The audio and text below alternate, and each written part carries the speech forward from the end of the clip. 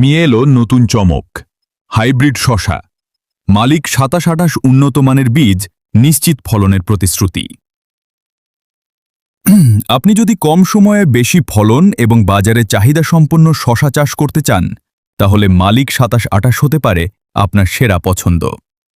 আধুনিক কৃষির জন্য উপযোগী এই হাইব্রিড জাতটি তার আগাম ফলন, সমান আকৃতি এবং আকর্ষণীয় রঙের জন্য কৃষকদের কাছে দ্রুত জনপ্রিয় হয়ে উঠছে। বপন সময়কাল সারা বছর চাষযোগ্য, ফলন আরও ভালো হয়।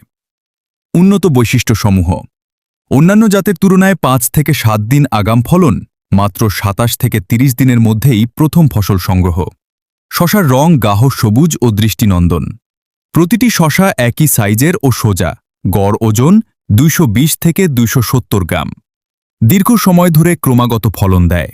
পুরো জীবনকাল জুড়ে ফলের আকার ও মান একই থাকে। কেন বেছে নেবেন মালিক ২৭-২৮? এই জাতটি শুধু দ্রুত ফলনই দেয় না, বরং বাজারে ভালো দাম নিশ্চিত করে।